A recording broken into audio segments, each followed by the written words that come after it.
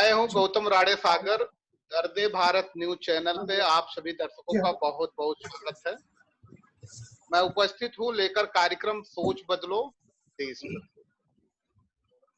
जरूरत आज जिस मुद्दे पे बात करेंगे और वो मुद्दा है खास तौर से डेमोक्रेटिकल रूल सिस्टम में जो महत्वपूर्ण मुद्दा है, वो मुद्दा रखता है कि क्या हमारे देश की सरकार, खास तौर से भारतीय जनता पार्टी की सरकार 16 राज्यों में डर गई है क्या कि अगर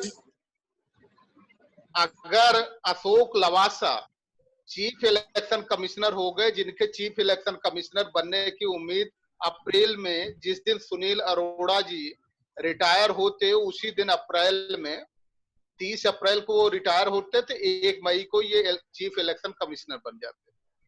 और चीफ इलेक्शन कमिश्नर बनने के बाद अगर उनको देखा जाए तो तकरीबन 15 ऐसे स्टेट हैं जिन 15 स्टेट में चुनाव होने हैं।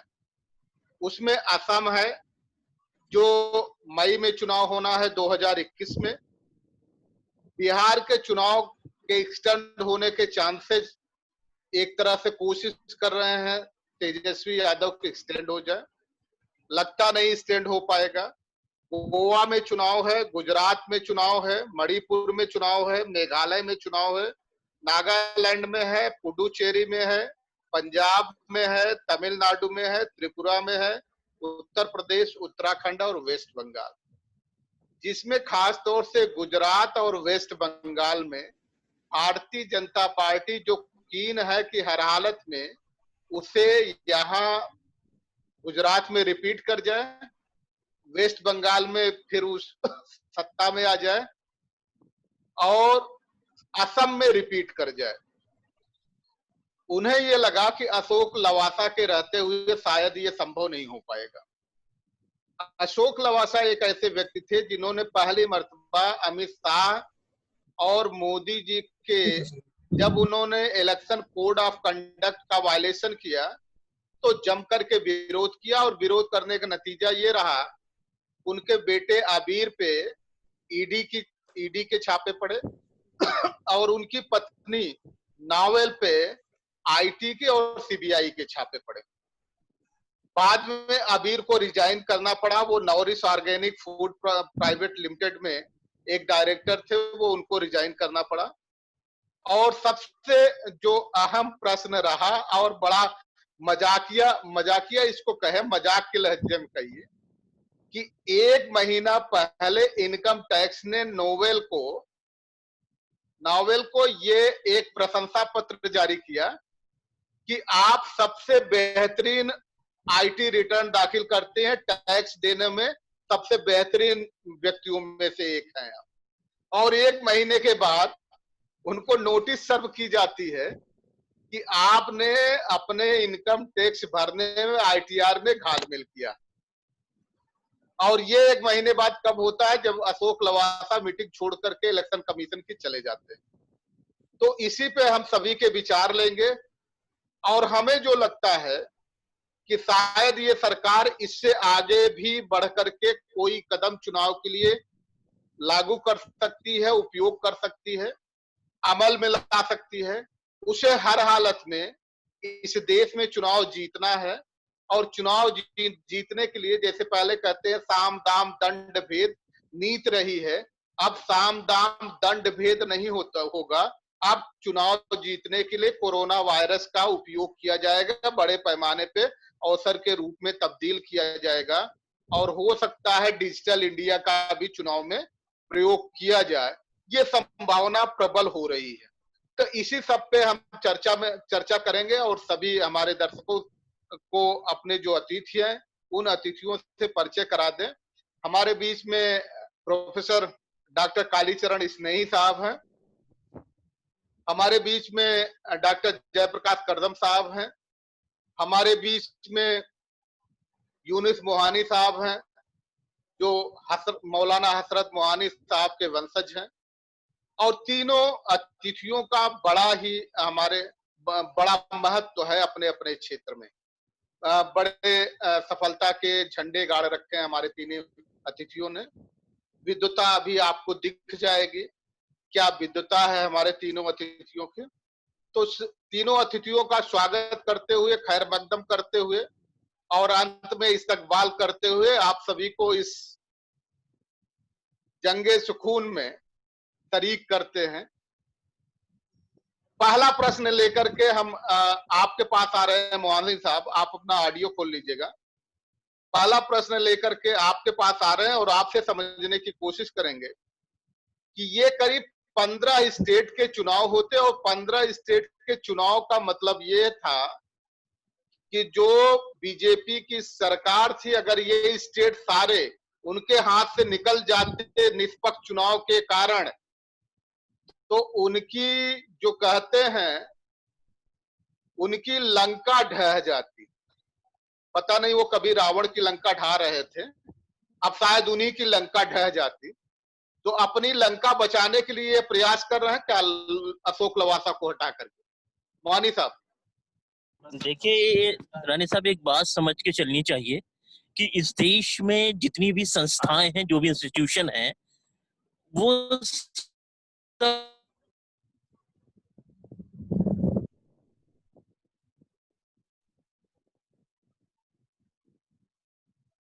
मोहानी साहब से हमें लगता है चूंकि वो रास्ते में चल रहे हैं, रास्ते में चलते चलते हमने उनको कनेक्ट किया है, तो लगता है अभी नेटवर्क की प्रॉब्लम आ गई है, फिर हम उनसे ले लेंगे। यही प्रश्न लेकर के करदम साहब हम आपके पास आ रहे हैं।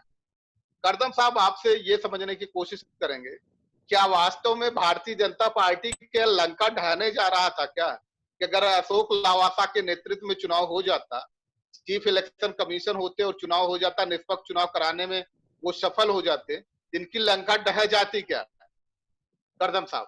देखिए, लंका ढह जाती या नहीं ढह जाती, ये तो चुनाव के बाद में उसके वोटर के ऊपर निर्भर करता है कि वोट किधर जाता और रुझान क्या रहता। लेकिन अशोक लवासा को जिस तरह से और जिस समय हटाया गया है, ये निश्चित रूप से एक बड़ा विचारणीय मुद्दा है। क्योंकि हम लोगों ने, जैसा आपने भी जिक्र किया और हम लोगों ने इसके 2019 के लोकसभा चुनावों में देखा और उससे पहले भी देखा कि जब जो भारतीय जनता पार्टी के नेता जिस तरह के वो भड़काऊ भाषण दे रहे थे, जिस तरह की शब्दावली इस्तेमाल कर रहे थे चुनाव प्रचार के दौरान, और उस पर कांग्रेस या दूसरी पार्टियों की ओर से जो आपत्तियां इलेक्शन कमीशन में आई, तो उनको नजरअंदाज किया गया। और जो कांग्रेस या दूसरी पार्टियों के नेताओं द्वारा यदि कोई टिप्पणी की गई और हल्की टिप्पणियां भी थी, तो उनको गंभीरता से लेकर के उनके खिलाफ उनको चेतावनी दी गई और उनके खिलाफ मुकदमे दर्ज कराए गए। और महत्वपूर्ण बात यहाँ ध्यान करने की ये है कि जो मोदी जी या शाह जी या जो दूसरे नेताओं के भड़काऊ भाषणों को जो क्लीन चिट दी गई, वो इलेक्शन कमीशन के जो 3 कमिश्नर होते हैं, वो तीनों की एक मत से नहीं दिए गए। उसमें 2 जो लोग थे उन्होंने अपना मत दिया उनके पक्ष में, लेकिन अशोक लवासा उनसे सहमत नहीं थे। अशोक लवासा की दृष्टि में इनकी टिप्पणियां सांप्रदायिक थी, भड़काऊ थी, राष्ट्र विरोधी थी और वो किसी भी तरह से जो कोड ऑफ कंडक्ट का वायलेशन कर रही थी। और उन्होंने अपना डिसेंट नोट उसमें बाकायदे लिखा, वो आज भी रिकॉर्ड पर दर्ज है इलेक्शन कमीशन में। तो ये भारतीय जनता पार्टी के लिए ये एक बहुत बड़ी चुनौती के रूप में थे, क्योंकि अप्रैल के बाद में वो मुख्य चुनाव आयुक्त हो जाती और उसके बाद 2022 तक उन्हें रहना था और 2023 फरवरी तक। और उसी दौरान में ये सारे जो 16 राज्यों का आपने बताया, 16 राज्यों में ये चुनाव होने हैं। तो इस दौरान में जो मुख्य चुनाव आयुक्त वो होते और एक भी कोई और दूसरा आयुक्त तो उनके लाइन पर होता, तो निश्चित रूप से भारतीय जनता पार्टी के नेताओं के लिए बहुत बड़ी मुसीबत खड़ी हो सकती थी कि ये उस तरह के भड़काऊ भाषण नहीं दे सकते थे, और यदि देते तो उनको चुनाव आयोग उन पर अंकुश लगा सकता था। महत्वपूर्ण जो आज के समय में जो हमें ध्यान आ रहा है, जिस पर ध्यान देना चाहिए, हमारे सामने इससे पहले 2 मुख्य चुनाव आयुक्त हुए। एक हुए इंदिरा जी के समय में श्यामलाल सकदर और दूसरे हुए थे बाद में TN शेषन। और देखा होगा कि उन दोनों चुनाव आयुक्तों ने इतने टफ थे कि उन्होंने सरकार के खिलाफ, जो राजनीतिक दल थे उनके खिलाफ उन्होंने बाकायदा टिप्पणियां दी और उन पर नियंत्रण रखा उन्होंने, और लेकिन उनको हटाया नहीं गया था। ये महत्वपूर्ण चीज है कि उन्होंने सरकार के खिलाफ, नेताओं के खिलाफ उन्होंने उनको चेतावनियां दी, उनके खिलाफ मुकदमे दर्ज हुए, सब कुछ हुआ, लेकिन उन पार्टियों ने, उन सरकारों ने उनको हटाया नहीं था। ना टीएन शेषन को हटाया गया था, ना श्यामलाल शक्कर को हटाया गया था। वो वहां तक लोकतांत्रिक मूल्य जिंदा थे।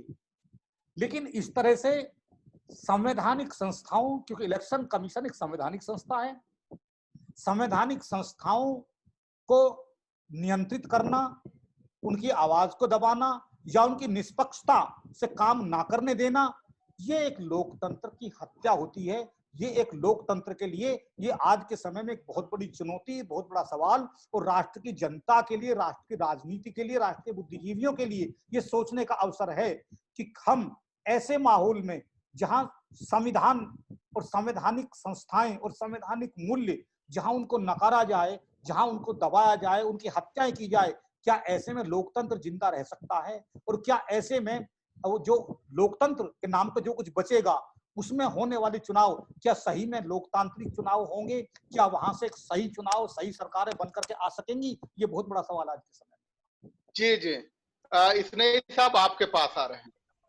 इसने साहब, अगर अगर अगर एक व्यक्ति किसी की हत्या कर दे तो 302 का मुलजिम हो जाता है और बाद में चल करके वो मुजरिम हो जाता है, फांसी के फंदे तक भी जा सकता है, आजीवन कारावास भी हो सकते हैं।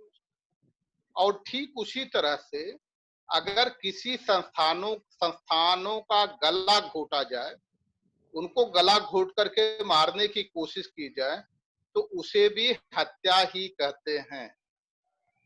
तो क्या हम ये समझना चाहते हैं, ये अशोक लवासा को हटा करके सरकार ने इलेक्शन कमीशन की हत्या करने की कोशिश की है क्या? देखिए, अभी हमारे पैनलिस्ट साथी डॉक्टर करदम साहब ने बड़ा अच्छी तरह से प्रकाश डाला है, चीजों को बड़े सलीके के साथ उन्होंने रखा है। देखिए, हम देख रहे हैं लगातार, जैसा कि जब से भाजपा सरकार सत्ता में आई है और पूर्ण बहुमत में आई है, तब से लगातार संवैधानिक संस्थाओं पर संकट तो छाया हुआ ही है। रिजर्व बैंक का हम असर देख रहे हैं, किस किस तरह से दो हमारे जो है आरबीआई के गवर्नर जो है वापस जा चुके हैं। माने हर संस्था संकट में है। ये आपने सही प्रश्न उठाया कि यदि संवैधानिक संस्थाएं इस तरह से नहीं चलने दी जाएंगी तो एक तरह से उनका मतलब उनकी सांस रोक देना या उनके पास ऑक्सीजन नहीं पहुंचना, संवैधानिक मूल्यों की वो रक्षा नहीं कर पाए तो बनी भी रहे तो अभी कोई क्या मतलब है उन संस्थाओं का। हम देख रहे हैं, अभी देखिए, अभी हम देख रहे हैं कि परवर राव बीमार हैं और कोरोना पॉजिटिव भी पाए गए हैं, तो बड़े बड़े अपराधी तो पैरोल पे छोड़ दिए गए हैं, बड़े बड़े अपराधियों को बाहर कर दिया गया है जो जिनसे खतरा है। लेकिन जो अपनी आवाज को किसी ना किसी तरह लिख करके, पढ़ करके, बोल करके उठाना चाहते हैं, उनको इस तरह से माने तमाम प्रकार की धाराओं में जो है राष्ट्र विरोधी गतिविधियों में उनको फंसा करके किया जा रहा है। तो कंठ की आजादी को भी मतलब जो है बाधित किया जा रहा है, लिखने की आजादी पर भी संकट है, सब जगह संकट ही संकट है। ये आपने सही कहा कि यदि संवैधानिक संस्थाएं आपने जो है निष्प्राण कर दी तो ये हत्या ही है लोकतंत्र की। तो अभी जैसे लवासा साहब का प्रसंग आया, बिल्कुल सही कहा करदम साहब ने कि दो बड़े मतलब जो है सशक्त चुनाव आयुक्त जो हुए हैं, सकदर साहब का नाम लिया, टीएन शेषन तो बड़े बड़े प्रसिद्ध रहे हैं। तो असहमतियां अपनी जगह है, लोकतंत्र का तो ये प्राण है, असहमतियों के बीच में ही लोकतंत्र चलता है, नहीं तो निरंकुशता फिर तो राजतंत्र में कोई अंतर ही नहीं रह गया है। हम जो कहें वही सच है, बकाया आप जो कहें वो राष्ट्रद्रोह है। तो अब ये जो हाल चल रहा है तो बहुत सचमुच में लोकतंत्र बड़े खतरे में है। मतलब सबसे बड़ी बात यह है कि हमारा जो इंटरनेशनल इंडेक्स है मानविकी का, वो घट रहा है। मतलब सोचना तो ये चाहिए कि कहीं लोकतांत्रिक संस्थाएं जो विश्व में स्थापित है, जहाँ भारत की इतनी बड़ी लोकतंत्र की छवि है, उस इंडेक्स पर असर पड़ रहा है सरकार के रहते हुए। मतलब इनको ये देश की तो छोड़िए, मतलब आप जो है एक और कहते हैं सरकार अपना दावा करती है कि हमने जो है अंतर्राष्ट्रीय ख्याति प्राप्त की है, लेकिन आपके जो देश के अंदर है किस तरह से मीडिया बिकाऊ हो गया गया है। जिसको आप चाहते हैं वो खबर बनती है, जिसको आप चाहते हैं वो पद रहता है। मतलब ये क्या हो रहा है? मतलब ये तो ठीक राजतंत्र की वापसी है।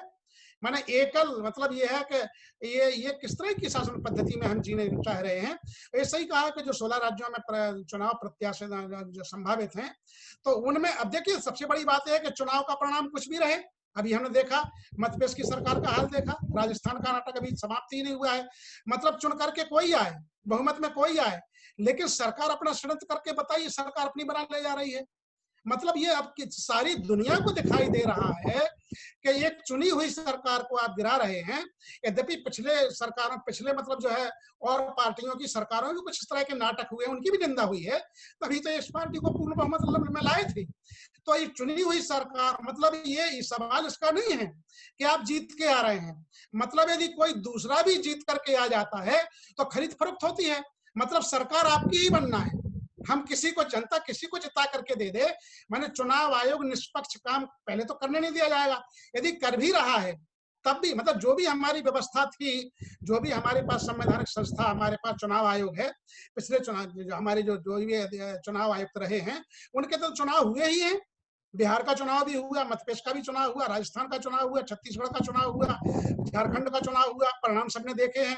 जो भी हो, माने एक पुख्ता व्यवस्था ना होने के बाद भी तमाम जगह से भाजपा का शासन चला गया। लेकिन इसके बाद क्या हुआ हम देख रहे हैं।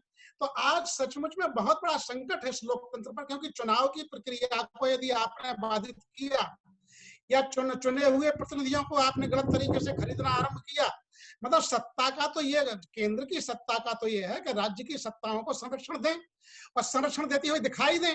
यहाँ तो कोरोना पीरियड चल रहा है, तो माननीय प्रधानमंत्री जी कह रहे हैं कि महामारी को आप जो है उसमें बदलिए, अपने उसमें बदलिए। मतलब क्या मतलब महामारी को भी आप फायदे में बदलना चाह रहे हैं, और फायदा किसका? केवल एक पार्टी का। तो ये बड़ा संकट है। फिर इसने साहब फिर आपके पास ये बड़ा संकट है। करदम साहब एक प्रश्न आपसे उठा रहे हैं, अभी डायरेक्टली ये प्रश्न आज के मुद्दे से संबंध नहीं रखता है, लेकिन इनडायरेक्टली बड़ा गहरा संबंध रखता है। और इनडायरेक्टली गहरा संबंध रखे तो उस प्रश्न को ले लेना चाहिए हमारे दृष्टिकोण से। जिस मीडिया की अभी बात हो रही थी, अगर मीडिया जागरूक होती, सतर्क होती और अपनी जिम्मेदारियों के प्रति प्रतिबद्ध होती, तो आज कल से ये मुद्दा बड़ा मुद्दा बन गया होता। बिल्कुल बिल्कुल, ये अशोक लवासा को हटाने का बड़ा मुद्दा बन गया होता।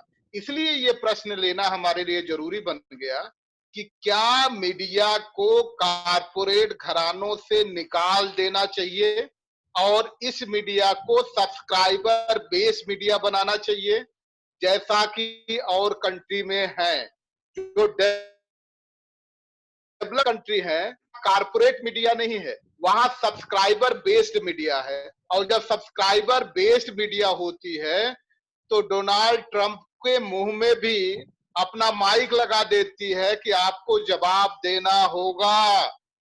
आप जाने कितने राष्ट्रपति आएंगे और चले जाएंगे, आप इस जवाब से बच नहीं सकते। लेकिन हमारे यहाँ ऐसा नहीं हो रहा है। तो क्या एक बात जरूर उठनी चाहिए कि कारपोरेट घराने से मीडिया को हटा करके आजाद करना चाहिए, अब सब्सक्राइबर बेस करना चाहिए क्या? जी करदम साहब। देखिए, सवाल तो आपका बहुत वाजिब है, लेकिन साथ में सवाल यही है, दूसरा इसके साथ उठ रहा है कि ऐसा क्या संभव हो सकेगा? क्योंकि हमारे यहाँ जिस तरह से प्राइवेटाइजेशन हो रहा है और जिस पॉलिसी को अपना लिया गया है, और उस ये कारपोरेट घराने उसी प्राइवेटाइजेशन का, उसी निजीकरण का एक हिस्सा है। हम निजीकरण को बंद करेंगे तब कारपोरेट घरानों से हम मीडिया को मुक्त करा सकते हैं, या हमारी एक लाइसेंसिंग पॉलिसी हो कम से कम इसमें I&B की, कि हम उसका किसी भी टेलीविजन चैनल का किसी का लाइसेंस किसी को प्राइवेट व्यक्ति को नहीं देंगे और केवल सरकारी मीडिया रहेगा, तो बात समझ में आती है। लेकिन जब निजीकरण रहेगा तो चाहे व्यक्ति हो या घराना हो, वो उसके हाथ में रहेगा, वो एक पूंजीपति के हाथ में रहेगा। पूंजी जिसके पास में होगी, जिसके पास में वो चैनल अपना चलाएगा, और जिसकी सरकार के साथ साठगांठ होगी उसको लाइसेंस मिलेगा। आप देखेंगे कि आज की तारीख में कोई नए टेलीविजन चैनलों को कोई लाइसेंस नहीं दिए जा रहे। इसलिए जो पुराने पत्रकार जो लोकतांत्रिक मूल्यों के लिए आवाज उठा रहे थे, जनता की पक्षधरता में उठा रहे थे, जो कि लोकतंत्र के चौथे खंभे की भूमिका वो सही ईमानदारी से निभा रहे थे, वो एक एक करके वो सभी प्रमुख पत्रकार इसके जो आप कारपोरेट मीडिया जिसका आप कह रहे हैं, वो यहाँ से वो बाहर के रास्ते उनको दिखा दिए गए, उनकी जगह खत्म हो गई, और वो सब आप अपने अपने यूट्यूब चैनल वो सब अपने अपने चला करके अपनी आवाजों को पहुंचाने की कोशिश कर रहे हैं। तो ये हो रहा है क्योंकि सरकार के साथ कारपोरेट घरानों की या मीडिया की साठगांठ है, और उसमें पत्रकार को कोई भी कितना बड़ा जर्नलिस्ट हो, वो उसके यहाँ कारपोरेट घराने के यहाँ वो नौकरी करता है मीडिया में, और वो मालिक के ऊपर निर्भर करता है वो कब तक उसे नौकरी में रखता है। जब तक वो उसका अनुकूल काम करेगा तब तक वो नौकरी में रहेगा, जब तक उसका अनुकूल काम नहीं करेगा उसको नौकरी से हटा दिया जाएगा। और इसीलिए केवल एक रवीश कुमार को या एक आधा चेहरा और बचा हुआ है, वरना सारे के सारे जो उस तरह की खरी आवाजें होती थी और जिनको सुनने के लिए टेलीविजन चैनल या न्यूज सुनने के लिए मन किया करता था कि उनको ये उनकी डिबेट सुनी जाए, वो एक एक करके सारे बाहर आ गए हैं और सब अपना यूट्यूब चैनल चला रहे हैं। तो सवाल ये है कि ये आवाज तो उठेगी, लेकिन जो आवाज उठनी चाहिए थी निजीकरण की, वो आवाज निजीकरण के विरोध वो आवाज नहीं उठ रही है।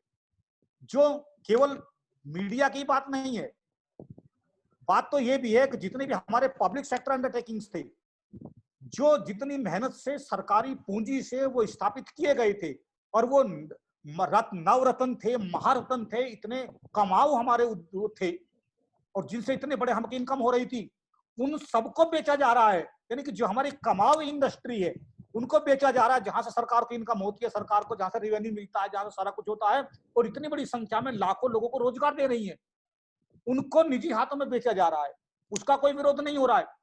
तो ये चीजें तो मीडिया तो उनकी कहेगा ही। मीडिया क्या, पूंजी का और राजनीति का इतना जबरदस्त गठबंधन आज के समय में है कि वो दोनों एक दूसरे के साथ साथ कदम से कदम मिला के चल रहे हैं। राजनीति पूंजी का हित देख रही है, उसके हितों को पूरा कर रही है, और पूंजी राजनीति के हितों में अपना योगदान दे रही है। दोनों के हित अंतर्निहित हैं, जुड़े हुए हैं, इंटर रिलेटेड हैं, दोनों एक दूसरे के साथ जुड़ करके एक दूसरे की मदद कर रहे हैं और दोनों फल फूल रहे हैं। तो ये जो नेक्सस है पूंजी का और राजनीति का, ये जनता पे भारी पड़ रहा है। जनता की अभी तक लड़ाई थी कि हमें पूंजीवाद से मुक्ति मिले, हम पूंजीवादी शोषण से मुक्ति मिले, क्योंकि सामंतवाद धीरे धीरे खत्म हो रहा था ना। लेकिन आज सामंतवाद अपनी जगह है, गांव में सामंतवाद है, नगरों में महानगरों में पूंजीवाद है। वो दोनों की चीजें मिलकर के पूंजीवाद वो उधर शोषण कर रहा है, और सरकार जो शोषण के खिलाफ जो संरक्षण की भूमिका में होनी चाहिए थी, संविधान और संवैधानिक संस्थाओं को जिनकी जिम्मेदारी थी कि वो आम जनता को, राष्ट्र के नागरिक को वो शोषण से मुक्ति दिलाएंगे, उसको न्याय दिलाएंगे, उन संस्थाओं को कमजोर किया जा रहा है। तो एक तरह से ये न्याय की हत्या की जा रही है। तो ये सवाल आपका बहुत जायज है, मैं समझ पा रहा हूँ, लेकिन सवाल ये है कि निजीकरण का जब तक, क्योंकि हमारी पॉलिसी है, और जब तक हम निजीकरण का विरोध नहीं करते, निजीकरण की पॉलिसी हमारी खत्म नहीं होती, तब तक हम कारपोरेट घरानों से उसको मुक्त कराने की बात कैसे कर सकते हैं? जी जी जी जी जी करदम साहब, इसनई साहब आपके पास आ रहे हैं। इसनई साहब, एक चीज करदम साहब ये बता रहे थे कि आखिर ये सरकार सब कुछ कर रही है, हम इस आम पब्लिक को आम भाषा में समझाना चाहते हैं। आपका मकान है और आपके मकान में आपने किसी को किराएदार रख दिया, और किराएदार रखने के बाद वो जो किराएदार है प्रतिदिन आकर के तोड़ फोड़ करे, नए नए लोगों को ले आकर के बगैर आपकी मर्जी के उसमें रहने दे, तो आप बर्दाश्त कर पाएंगे क्या? देखिए, संविधान इसीलिए किसी भी देश का संविधान इसी की रक्षा में होता है। जैसे किराएदार के लिए एक रूल्स होता है, नियम होता है कि उसको बिजली खर्च करना है तो कितने घंटे, उसको मैंने कब हम क्या करें, मकान मालिक और किराएदार के बीच में एक करार होता है कि वो इस तरह से हमारे मकान में रहेगा और इस तरह से यदि करेगा तो हम उसको नोटिस दे करके बाहर कर देंगे।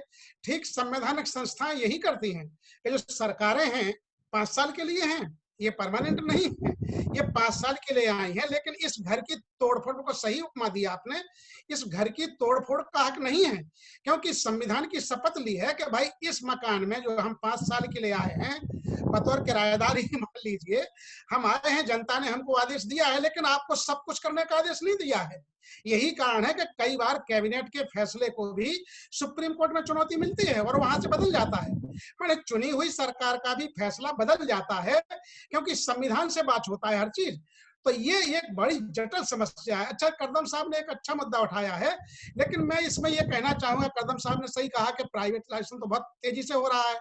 पहले जो हमारे रत्न और महारत्न संस्थाएं हैं या जो कंपनियां थी या वो उद्योग हमारी इकाइयां थी, तो पहले उनको कमजोर करो और उनको घाटे में दिखाओ और घाटे में दिखा करके फिर उनको बेच दो।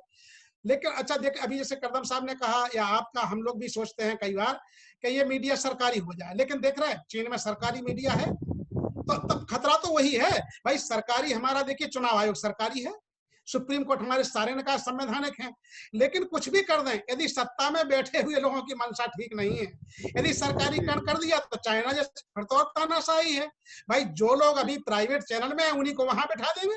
हम देख रहे हैं विश्वविद्यालय में किस तरह से अपने लोगों को बिठा दिया गया है, किस तरह से सारी संस्था अपने लोगों को बैठा दिया गया है। तो करदम साहब का ये बिल्कुल कहना, में इसके माने हम लोग सब लड़ाई ही लड़ रहे हैं कि प्राइवेट जितना भी आप प्राइवेट करोगे खतरा है, क्योंकि कोई जिम्मेदारी नहीं। देखिए कई लोग निकल करके भाग गए हैं, लेकिन सरकारी संस्थाओं की जवाबदेही है। यदि कोई कुलपति भ्रष्टाचार करता है, किसी संस्था का निकाय का प्रमुख भ्रष्टाचार करता है, रिजर्व बैंक का गवर्नर भ्रष्टाचार करता है, तो संवैधानिक इकाई उसके खिलाफ कार्रवाई कर सकते हैं। लेकिन अब चक्कर ये है कि ये सरकारी मीडिया हो जाने से ये तो पक्का है कि माना कि दूसरी सरकार आई तो वो कार्रवाई करेगी तो जेल तो जा सकता है। लेकिन ये सही खतरा लेकिन बराबर बना हुआ है कि यदि सरकारी, आप देख रहे हैं राज्यसभा चैनल देखिए, लोकसभा चैनल देखिए, तो सरकारी चैनल ही है, दूरदर्शन देखिए, मतलब वहां की डिबेट में हाँ ये बात सही है कि इन पूंजीपति घरानों से फिर भी बेहतर है, क्योंकि उनको ये खतरा रहता है कि अभी सरकार यदि बदली तो हमें दूसरे के उसमें भी नौकरी करना है। माने जो हमारे अधिकारियों में थोड़ा बहुत सेंसिटिव होती, उसमें जो अंदर जो एक भारतीय संविधान के प्रति, आपने नैतिक मूल्यों के प्रति इसकी जो आस्था होती है, वो सबको भ्रष्ट नहीं होने देती है, सही बात है। और एक व्यक्ति बचा रहे, जैसे कि आपने देखा, अभी हम लोग देख रहे हैं, इस पर डिबेट कर रहे हैं, एक लवासा साहब उन 3 में से कम एक ठीक दिख रहे थे, तो वो संस्था बचने की उम्मीद थी। अब उसको आप निकाल दीजिए, तो हम डिबेट कर रहे हैं, डिबेट होगी तो कल के दिन कम से कम ये तो आएगा कौन संस्थाओं को नुकसान पहुंचा रहा है। तो ये सही बात है कि किराएदार को मकान को क्षतिग्रस्त करने का हक नहीं है, और यदि वो ऐसा करता है और यही हो रहा है, मकान को क्षतिग्रस्त किया, मकान को बेचने की तैयारी हो रही है, मतलब हमने किराएदार रखा, अब वो मालिक की हैसियत में इस मकान को बेचने के ही तैयार हो रहा है कि भाई ये तो मकान हमारा हो गया, हम चाहे जिसको बेच दें। जी जी ये स्थिति हो रही है। इसने ही साहब फिर लौट के आपके पास आ रहे हैं, करदम साहब आपके पास आ रहे हैं। हमारा दर्द भारत का दर्द बयां करता है और उस दर्द की दवा भी बयां करता है, केवल दर्द ही नहीं बयां करता। हम ये देख रहे हैं कि इस देश में 4 यम्स हैं जिनके बीच अंतर्द्वंद है। पहला यम मनी, दूसरा माफिया, तीसरा मीडिया। मनी, माफिया, मीडिया एक जगह है और चौथी जगह है मॉरलिटी।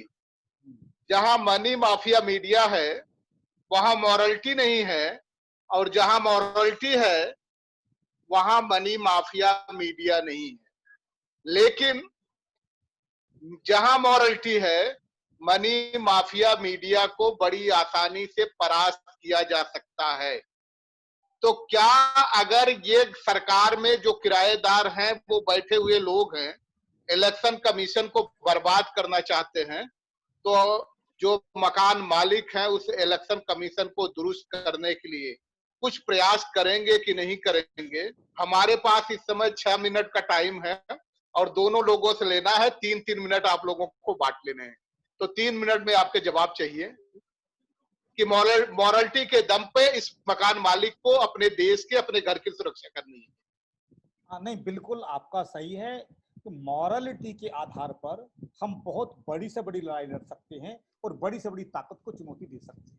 और ये मॉरलिटी ग्राउंड लेवल पर अभी जो चुनाव आएंगे, एक तो ये जैसे जो भी लोग मीडिया में या लेखन कर रहे हैं या बुद्धिजीवी हैं या जो लोग भी हैं या अपोजिशन की पार्टियां भी हैं, वे सब लोग जनता को जागरूक करने का कोशिश करें, उनके अधिकारों, जनता को जागरूक करना किया जाए संविधान के प्रति और संविधान की रक्षा के प्रति।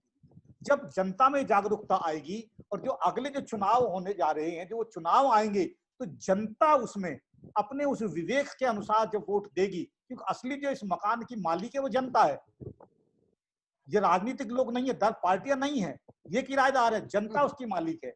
तो उस मालिक को ये पता होना चाहिए, एहसास हो, हमें एहसास कराएं कि ये तुम्हारा मकान है, तुम्हारे मकान में वो तोड़ फोड़ कर रहे हैं, और तुम्हारा जो एग्रीमेंट था, तुमने जो लीज जो रेंट एग्रीमेंट किया या जो पावर ऑफ अटॉर्नी उसके नाम करके थी, वो रजिस्ट्री नहीं की, पावर ऑफ अटॉर्नी की है। उसमें आपको पावर अटॉर्नी में अधिकार दिया है कि आप इसमें रह सकते हैं, इसकी मरम्मत कर सकते हैं, इस पे ये कर सकते हैं, लेकिन इसको बेच नहीं सकते, ये मालिक नहीं है आप। तो वो ये हमें जनता को, मालिक को ये बताना है ये चीजें, और जब मालिक ये समझ जाएगा हाँ ये तो हमारे घर में से, कल को हम बाहर किए जा सकते हैं, जैसे एनआरसी का मामला आया, एनएए का मामला है कि हमको ही हमारे घर से बेदखल किया जा रहा है, जनता में जब ये एहसास हो जाएगा तो निश्चित रूप से वो इन किराएदारों को बाहर निकाल के कर देगी। वो जो जितना भी, वो चाहे कितने ही दबंग हो, वो उसको फिर उस मकान में नहीं रहने देगी। तो मॉरलिटी का होना तो बहुत जरूरी है, और मॉरलिटी, संविधान मॉरलिटी ही सिखाता है। संविधान यही बताता है कि नागरिक की एक मॉरलिटी होती है, और जिसकी संविधान वेलफेयर स्टेट की बात करता है कि कल्याणकारी राज्य होना चाहिए, संविधान का जो इसी बता। और कल्याणकारी राज्य बनता ही तब है, कल्याणकारी राज्य अपने आप में एक मॉरल थॉट है, मॉरल आइडिया है, एक आइडियोलॉजी है। तो ये हम मॉरलिटी का बहुत अच्छा है जनता में इस बात का पहुंचा देना कि संविधान आपको न्याय दिला सकता है, और आपको न्याय इसलिए नहीं मिल रहा है क्योंकि संवैधानिक संस्थाएं खत्म हो रही हैं, आपका शोषण इसलिए हो रहा है क्योंकि संवैधानिक संस्थाएं, वहां आपकी जहां सुनवाई आपकी होनी है, उनको खत्म किया जा रहा है, इसलिए उनको बचाइए। जब आप उनको बचाएंगे तो आपको न्याय मिलेगा, उनको बचाएंगे तो आपको शोषण मिलेगा, उनको बचाएंगे तो आपको समानता मिलेगी, उनको बचाएंगे तो आपके अधिकारों का संरक्षण होगा। ये जागरूकता होगी तो मैं समझता हूँ कि निश्चित रूप से किराएदार भगा दी जाएगी। जी जी जी, 3 मिनट आपके पास भी है स्नेही साहब, अब आपसे हम समझने की कोशिश करेंगे कि कोई पावर आप अटॉर्नी आपने नहीं दिया है, एक म्यूचुअल अंडर, जिसको एमओयू बोलते हैं, म्यूचुअल अंडरस्टैंडिंग है कि आप हमारे प्रतिनिधि हैं, और प्रतिनिधि की हैसियत सिर्फ इतनी सी है कि आप यहाँ इस देश को संवारने के लिए, सजाने के लिए, विकास करने के लिए, और खास तौर से इस देश के हर नागरिकों की सुरक्षा, संरक्षा, शिक्षा, स्वास्थ्य और रोजगार की व्यवस्था करेंगे। और इसमें जो फेल हो रहा है, तो क्या वो प्रतिनिधि रहने का अधिकारी है, और प्रतिनिधि रहने का अधिकारी नहीं है तो उसको प्रतिनिधि से कैसे हटाया जा सकता है, कैसे इलेक्शन कमीशन को बचाया जा सकता है? देखिए, अभी करदम साहब ने बात ठीक की है कि जनता मालिक है, मकान की मालिक जनता है। अब लेकिन सवाल इसका ये है कि जो जनता जागरूक जनता है, देखिए जनता में भी सब, क्योंकि लोकतांत्रिक शिक्षा या सच्चा भारतीय संविधान के अनुसार सच्चा नागरिक होना भी तो बड़ी चीज है। अब जनता में सब लोग शामिल हैं। अब देखिए कि जो जनता जागरूक है उसको कभी वामपंथी कहकर, कभी टेररिस्ट का, मतलब कभी कोई उपमा दे करके, कभी कोई उपमा दे करके उन सबको जेल के अंदर डाला जा रहा है। हमारे ये कहिए कि जनता, आखिरकार जनता, हमारे जो राइटर हैं ये जनता ही तो है, हम लेखक हैं, बुद्धिजीवी हैं, सोशल मीडिया पे जो लोग हैं, मतलब यदि जनता जो, क्योंकि सब जनता जागरूक किसी भी देश में नहीं हो सकती है, जनता के कुछ जो पूरी तरह शिक्षित हैं, जिन्हें पता है कि मकान किस तरह से इस मकान को बनाया गया, हमारे बुजुर्गों ने, हमारे पुरखों ने, सबने मिलकर के इस मकान को बनाया है और खड़ा किया है इस दुनिया के अंदर हमने मकान को। अब सबसे बड़ी चीज तो है कि हमने अपने पड़ोसियों से भी संबंध खराब कर लिए, मतलब हमने जो किराएदार रखा है उससे केवल हमें ही परेशान, जो उसको भी परेशानी नहीं है, मतलब पड़ोसियों को भी परेशानी हो रही है। अब चक्कर ये है कि देखिए, जो जागरूक मकान जो जनता है उसको आपने तमाम धाराओं के अंदर देखिए। अभी गोरखपुर के डॉक्टर साहब हैं, कोरोना की महामारी चल रही है, झोला छाप डॉक्टरों से, तमाम प्रकार के डॉक्टर से कह रहा है भैया कि आप अपनी सेवाएं दीजिए, लेकिन जो ठीक ठाक डॉक्टर है उसको रास्ता लगा दिया। मतलब वो उसको एक जगह जमानत मिलती है तो वो किसी तरह से निकल के बाहर ना आ जाए। मतलब ये है कि जो जागरूकता की बात करता है, जो लेखक हैं, जो बुद्धिजीवी हैं, जो एंकर, जो अच्छे देख रहे हैं, कई चैनल पे अच्छे एंकर थे, इस बीच में हमने खोए हैं उनको। वो जीविका के लिए परेशान है। तो अच्छा, दूसरी है कि जो जनता शेष बचती है, तो हम देख रहे हैं कि इस समय तो हाल ये है कि जनता भी टुकड़ों में बटी हुई है। मतलब जनता इतने टुकड़ों में विभक्त है, वो जाकर के जातियों में बटी हुई है, वो वर्गों में बटी हुई है, बड़ा विचित्र है। अच्छा, दूसरा गेम दो जगह चल रहा है, सारा गेम कर लिया कि भाई ये गए, आयाराम गए तो गयाराम को ले आओ। अरे भाई तीसरे कल की बात होने ही नहीं देते हैं। मतलब ये लोग, जैसे अब देखा कि एक बड़ी पार्टी जो सत्ता में लगातार 40 साल तक रही, तो लोग कहते हैं कि भाई तुमने तो बहुत कर लिया था, इसलिए तुमको हटाया गया है, अब हम आ गए। अब ये इनको असंतोष करके फिर वहीं पहुंचना है।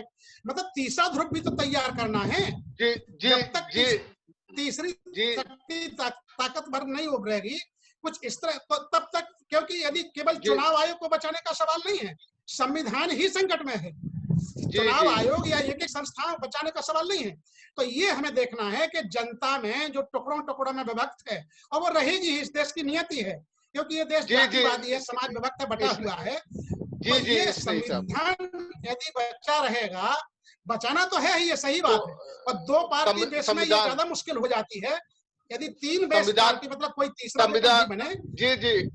संविधान बचाना है, स्थानीय पार्टी इसने ही साहब मुझे वाइंड अप करना है साहब। संविधान बचाना है, इसमें कोई दो राय नहीं है। ये कांग्रेस और बीजेपी के बीच आपको लगता होगा कि 36 का आंकड़ा है, ये गलत है। वो 63 का आंकड़ा है, दोनों की मिली भगत है। दोनों नहीं चाहते कि क्षेत्रीय दल पनपे, और क्षेत्रीय दल को खत्म करने के लिए, क्षेत्रीय दल को खत्म करने के लिए सारी की सारी व्यवस्था की गई है। अगर इस देश को बचाना है तो इस देश के नागरिकों के, हम भारत के लोग, we the people of India, हम भारत के लोग जब तक इस सोचेंगे नहीं, उस दायरे से नहीं सोचेंगे, तो ये देश नहीं बचने जा रहा। और लोकतंत्र बड़ी कठिनाइयों के बाद आया है, बड़े रक्त के बाद आया, बड़े रक्त बहे हैं, समंदर बन गया है रक्तों से, लहू से समंदर बने हैं, तब जाकर के ये लोकतंत्र की स्थापना हुई है। और इस लोकतंत्र में ऐसे लोगों को आपने किराएदार बना दिया है, जो लोग हमसे तो नुकसान कर ही रहे हैं, हमारा तो नुकसान कर ही रहे हैं, हमारे घर का नुकसान कर रहे हैं, हमारे पड़ोसियों से भी संबंध बिगाड़ रहे हैं। क्योंकि देश रहेगा, व्यक्ति बहुत लंबे समय तक नहीं रह सकता। इसलिए जरूरत इस बात की है कि इस देश को संभालिए। ये देश आपका है, भारत के लोगों का ये देश है। बड़ी मुश्किल से संविधान बना है, जिसमें इक्वलिटी, लिबर्टी, फ्रेटर्निटी की बात की गई है। ये सच है कि ये सरकार डर गई है, और 16 राज्यों में चुनाव हारने का डर उसको सता रहा है, और इसी डर की वजह से अशोक लवासा को हटाया गया है। लेकिन दर्द भारत ने यह तय किया है कि अशोक लवासा जैसे लोगों को जितना हटाया जाएगा, उतना ही ऐसे लोगों को प्रतिस्थापित करने की कोशिश करते रहेंगे।